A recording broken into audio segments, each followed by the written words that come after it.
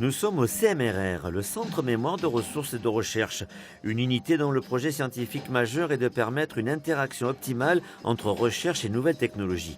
Évaluation, dépistage, diagnostic, traitement non pharmacologique innovant. Ici, chaque instrument est destiné à améliorer l'état des patients. Tout ce que vous faites, c'est bien parce que les jeux que j'ai fait moi là, ça m'a beaucoup aidé et c'est bon. Voici les 4 premiers mots à retenir. Le nom du vêtement. Gilet. Le nom du jeu. Domino.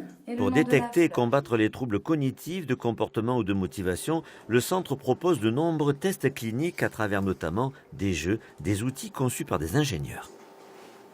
Avant de mettre quelque chose en fonctionnement clinique, il faut s'assurer que c'est d'abord utilisable, ensuite que c'est efficace et qu'il n'y a pas d'effet indésirable. Et ça nécessite la construction d'un protocole de recherche. Des instruments dont il va falloir mesurer ensuite l'efficacité auprès des malades, notamment ceux de l'EHPAD qui travaillent en partenariat avec le centre de recherche. Il est là. Super, la cloche. Dès que cloche, tiens. Très bien, le dollar. Des outils qui, à défaut d'améliorer leur état, vont permettre de maintenir les acquis des malades avec une intention thérapeutique particulière.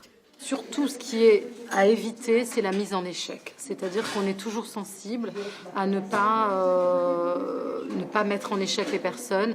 Au contraire, qu'ils réussissent. Donc, on sélectionne des jeux qui soient suffisamment simples pour qu'eux s'y retrouvent quand même.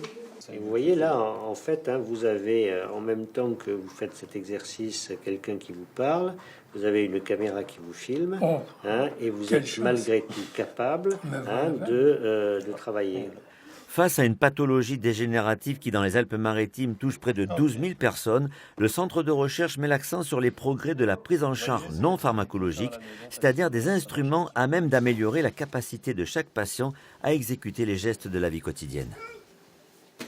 L'objectif de tout ce qui est les approches non pharmacologiques, c'est de permettre une stabilisation du trouble, c'est de permettre une amélioration de la qualité de vie, c'est de permettre une meilleure motivation pour la personne pour s'impliquer dans sa vie quotidienne. Accompagner chaque patient en fonction de son état, remotiver, ralentir les effets de la maladie, telle est l'ambition du centre de recherche pour permettre à chaque personne de traverser sa maladie du mieux possible. La la la la la la la la la la la.